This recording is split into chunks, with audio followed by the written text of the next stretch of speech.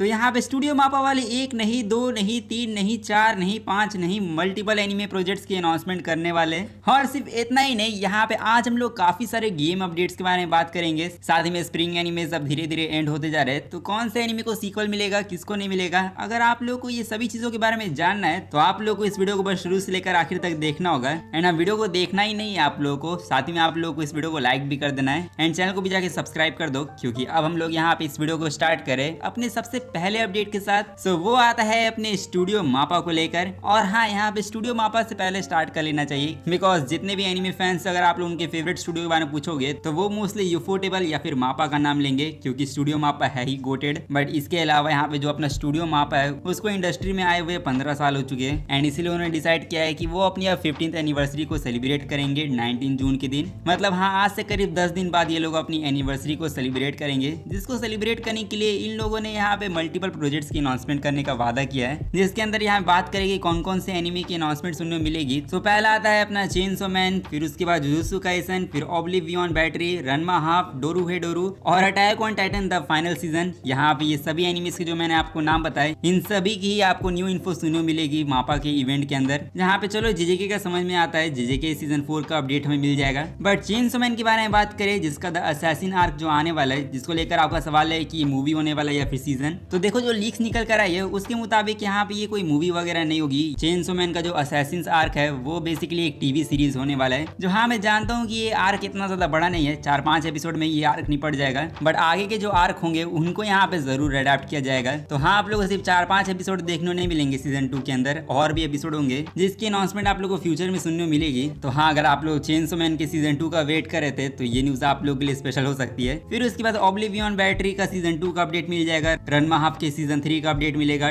डोरू के सीजन 3 का भी अपडेट मिल जाएगा। बट यहाँ पे attack on Titan the final season को क्यों मेंशन किया गया है, उसको लेकर ऑडियंस सबसे ज्यादा हैरान है। आई मीन सीरियसली देखा जाए तो एओटी काफी टाइम पहले ही एंड हो गया एंड देख लगता है कि स्टूडियो मापा वाले अभी भी इसको मिल्क करने की प्लानिंग में, और लोग तो यही कह रहे हैं कि अब लगता है कि अटैक ऑन टाइटन का द फाइनल से फाइनल सीजन आने वाला है। बट होप करते हैं कि एओटी को लेकर हमें कोई अच्छी न्यूज सुनने मिले। बाकी आप लोग देख सकते हो कि यहाँ पे विनलैंड सागा का नाम मेंशन नहीं किया गया है, जो काफी ज्यादा ही सैड न्यूज है विनलैंड सागा फैंस के लिए। बट आप लोगों को पूरी तरीके से सैड होने की जरूरत नहीं है, बिकॉज जो मैंने अभी आप लोगों टाइटल्स के नाम बताए इनको तो लेकर आपको अपडेट मिलेगा ही मिलेगा। बट इसके अलावा अलग से भी मापा यहाँ पे अपने कुछ न्यू प्रोजेक्ट्स को अनाउंस करेंगे एंड जो लीकर्स है उनके मुताबिक हमें कम से कम 4-5 न्यू प्रोजेक्ट की अनाउंसमेंट सुनने को मिलेगी अलग से, जिसपे काफी सारे लोग अलग अलग एनीमे गेस कर रहे हैं। एंड मेरे हिसाब से तो कुछ अनाउंस हो या ना हो, बट मापा की तरफ से जो होंकाई स्टार रेल का प्रोजेक्ट होने वाला था, मतलब हाँ वही अपने गेम का एनीमे अडेप्टेशन, उसकी अनाउंसमेंट हमें जरूर सुनने को मिल सकती है इस इवेंट के अंदर। जिस पर हाँ, आप लोग के हिसाब से ये जो 4-5 प्रोजेक्ट होने वाले, इनमें हमें कौन कौन सी एनीमे की अनाउंसमेंट सुनने को मिल सकती है, वो आप लोग कमेंट में जाके जरूर गेस कर सकते हो। बाकी इसी के साथ यहाँ पे स्टूडियो मापा के बारे में हम लोगों ने काफी ज्यादा ही बातें कर ली है, इसलिए अब इसको छोड़ो। यहाँ पे अब हम लोग बात करें अपने नेक्स्ट अपडेट के बारे में, तो वो आता है अपने गेम को ही लेकर। और हाँ, गेम्स को हम लोग मेंशन कर चुके हैं, तो यहाँ पे आप लोग को आज की वीडियो में काफी सारी गेम की न्यूज भी मिलेगी। आई मीन सीरियसली मैं मजाक नहीं कर रहा हूँ, बहुत सारी न्यूज निकल कर आई है। जैसे सबसे पहले तो अपना जोजो का जो एक न्यू गेम होने वाला है उसको ऑफिशियली तौर पे बैंडाई नामको ने लिस्टेड किया है एंड ये गेम आप लोगों को PC, Nintendo switch 2, PS5, Xbox series, ये सारे जो गेमिंग कंसोल है उसके ऊपर आप लोग खेलने को मिलेगा। जिस पर हाँ, जोजो का न्यू गेम आने वाला है, जिसके लिए आप लोग एक्साइटेड हो सकते हो। बट इसके अलावा पर्सोना 6 का जो न्यू गेम है वो भी ऑफिशियली तौर पे अनाउंस हो चुका है। और हाँ, यहाँ पे पर्सोना भी कमबैक कर चुका है, जो हम लोग को ये गेम तो फ्यूचर में देखने को मिलेगा ही, बट इसके साथ में पर्सोना 4 का जो रिवाइवल गेम है वो भी यहाँ पे अनाउंस हो चुका है, जहाँ पे ये लॉन्च होने वाला है 18 फरवरी 2027 के दिन, जिसपे हाँ पर्सोना फैंस को back to back huge win मिल रही है। बट यहाँ पे हम लोग अपने एओटी फैंस को नहीं भूल सकते, बिकॉज मैं जानता हूँ कि अटैक ऑन टाइटन का एनिमे, मांगा दोनों एंड हो गया, बट यहाँ पे गेम तो एंड हुआ नहीं है। एंड मेरे कहने मतलब क्या है, तो अटैक ऑन टाइटन का बेसिकली एक न्यू गेम अनाउंस हो चुका है, जो है अपना अटैक ऑन टाइटन 3। जो अगर आप लोग सोच रहे होगे कि अभी अटैक ऑन टाइटन 3 क्या है, तो देखो 2018 के time attack on Titan 2 game आया था, जिसमें एओटी की पूरी स्टोरी को अडेप्ट करते हुए नहीं दिखाया गया था, बस जितना एनिमे के अंदर दिखाया गया था उतना ही अडेप्ट हुआ था।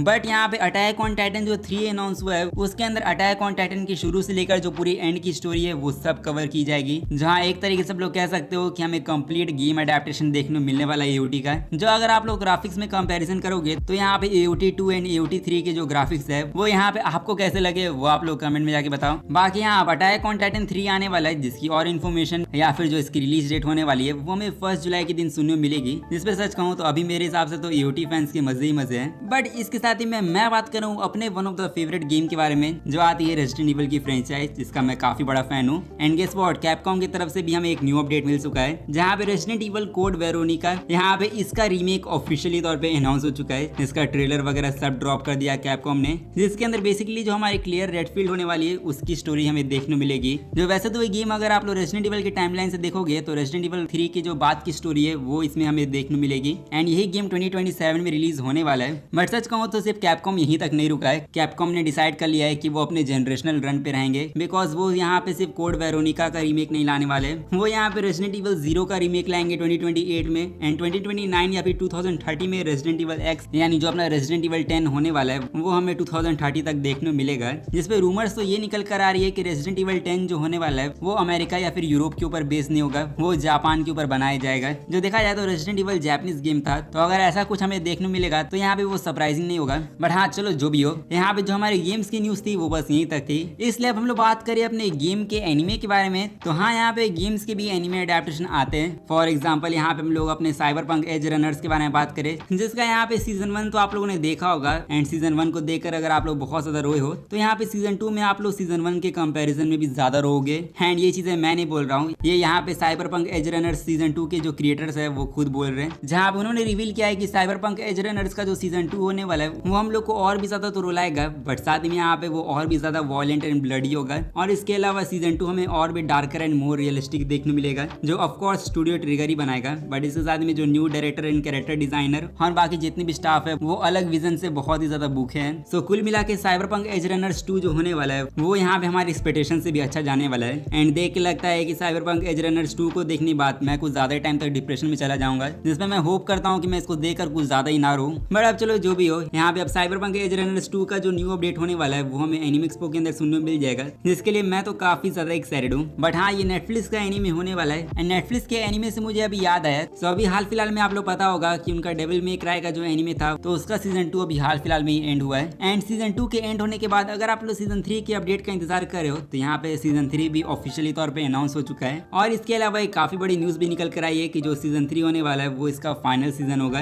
जिसका मतलब डेविल मे क्राई की ये जो सीरीज होने वाली है वो यहाँ पे सीजन 3 के साथ एंड हो जाएगी। बट इसके अलावा स्प्रिंग के काफी सारे एनिमेज है जो एंड होते ही जा रहे हैं, और जैसे कि डेविल मे क्राई को सीजन 3 मिल गया वैसे ही हर एनिमे को सीक्वल मिल जाए वो यहाँ पे पॉसिबल होता नहीं है। और यहाँ पे मैं कहना क्या चाहता हूँ, तो बेसिकली स्प्रिंग सीजन के अंदर आपको काफी सारे एनिमेज देखने मिले जिनकी सीक्वल की अनाउंसमेंट होगी और कुछ की नहीं भी होगी। जैसे यहाँ पे अपना जो रूस्टर फाइटर का एनिमे था वो भी एंड हो गया, बट उसके सीक्वल की अनाउंसमेंट नहीं हुई क्योंकि उसके मांगा का सोर्स मटेरियल है ही नहीं। मतलब हाँ मांगा के अंदर ज्यादा सोर्स मटेरियल है नहीं जिसको वो लोग अब सीजन 2 को बनाने के लिए अडेप्ट करे, इसलिए आप लोग को रूस्टर फाइटर का तो सीजन 2 देखने नहीं मिलेगा। बट विच हैट एटेलियर का जो एनिमे है उसको सीजन 2 जरूर मिलेगा, क्योंकि लीक्स निकल कर आ चुकी है कि जो अपना स्टूडियो बग फिल्म्स है वो यहाँ पे इसके सीजन 2 को कंटिन्यू करेंगे, जिसकी ऑफिशियल अनाउंसमेंट जो होने वाली है वो आप लोगों को ऑफकोर्स एनिमे के एंड होने के बाद मिल जाएगी। जो देखा जाए तो जितने भी विच हैट एटेलियर के फैंस है उन लोगों के लिए तो ये ह्यूज डब्ल्यू है। बट इसी के साथ हम लोग बात करें अपने the irregular at magic high school anime के बारे में, जिसके एनिमे का जो पार्ट 1 है वो ऑफिशियली तौर पे एंड हो चुका है एनिमे के अंदर। मतलब हाँ इससे पहले जितनी भी सीजन या फिर मूवी आप लोगों ने देखी थी वो सब इसके पार्ट 1 के अंदर आता था, और अब पार्ट 1 12 सालों के बाद एंड हो चुका है। तो अब यहाँ पे जिसका पार्ट 2 है वो ऑफिशियली तौर पे अनाउंस हो चुका है, जो अभी करेंटली प्रोडक्शन में है, और इसकी और अपडेट आप लोगों को फ्यूचर में सुनने को मिलेगी। और यहाँ पे मैं पहली चीज क्लियर कर देता हूँ कि यहाँ पे स्प्रिंग एनिमे सब धीरे धीरे एंड होते जाएंगे, तो आप लोग मुझे कमेंट में जाके बता सकते हो कि आप लोगों को कौन से एनिमे की सीक्वल की न्यूज चाहिए। बाकी इसके बाद हम लोग अपने लास्ट एनिमे के बारे में बात करें तो वो आता है अपना एक समर का एनिमे,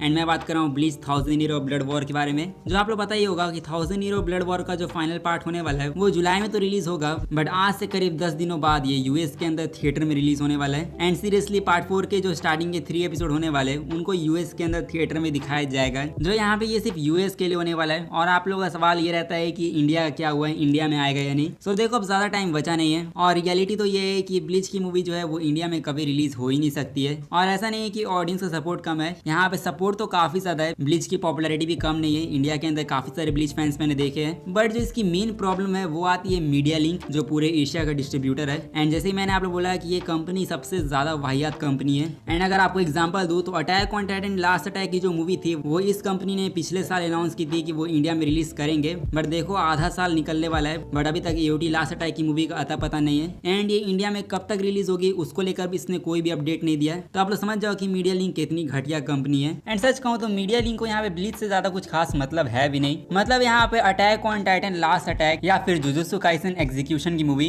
यहाँ पे ये जो दो एनिमे की मूवीज थी उसको मीडिया लिंक ने अपने होम कंट्री के अंदर रिलीज किया था। एंड जब ये लोग मूवी रिलीज करने वाले होते हैं तो वो यहाँ पे अपने देश एंड जो साउथ ईस्ट एशिया के आसपास वाले देश है वहाँ पे जब मूवीज को रिलीज करते हैं तब जाकर यहाँ पे इंडिया का नंबर आता है। एंड यहाँ पे ब्लीच के केस के बारे में बात करें तो ब्लीच को लेकर अभी तक मीडिया लिंक ने कोई भी अनाउंसमेंट नहीं की। मतलब bleach 1000 year of blood war की जो स्पेशल स्क्रीनिंग है वो यहाँ पे हांगकांग के अंदर भी होगी या नहीं उसका भी अपडेट अभी तक इन लोगों ने नहीं दिया। तब जब ये लोग एशिया के बाकी कंट्रीज के अंदर मूवी रिलीज कर ही नहीं रहे तब इंडिया के अंदर ब्लीच की मूवी को ये लोग रिलीज करेंगे या नहीं उसकी होप यहाँ पे और भी ज्यादा कम हो जाती है। बट हाँ, ब्लीच के जितने भी इंडियन फैंस है उन लोगों का जो एफर्ट है वो यहाँ पे काफी ज्यादा सही लगा मुझे। मतलब उन लोगों ने लिटरली इसका एक सेपरेट पेटिशन बना दिया जिसके ऊपर अभी अच्छे खासे साइन आ भी चुके हैं। एंड अगर आप लोग भी कोशिश करना चाहते हो कि ब्लीच की मूवी बस इंडिया में रिलीज हो जाए कैसे भी, तो ये चांस आप लोगों के लिए अच्छा है। आप लोग तुरंत जाके पेटिशन पे साइन कर सकते हो, मैं डिस्क्रिप्शन के अंदर लिंक दे दूंगा। बाकी हाँ, ब्लीच की मूवी इंडिया में रिलीज हो गया नहीं उसकी मैं गारंटी नहीं दूंगा, बट ब्लीच फैंस का जो सपोर्ट है वो देखकर काफी प्राउड वाली फीलिंग आती है। इंडिया के अंदर जितने ब्लीच फैंस है वो यहाँ पे यूनाइट होकर ब्लीच की मूवी की डिमांड कर रहे हैं, जिसपे आपको मिरेकल देखने को मिल गया तो वो बड़ी बात होगी। बट यहाँ पे आप लोग अपना ओपिनियन शेयर करो, साथ ही में आप लोग अब कमेंट करने जा ही रहे हो तो वीडियो को लाइक भी कर देना और इसके अलावा चैनल को भी सब्सक्राइब कर लो, क्योंकि अब मैं मिलूंगा आप लोगों से नेक्स्ट वीडियो में। तब तक के लिए सायोनारा एंड पीस आउट।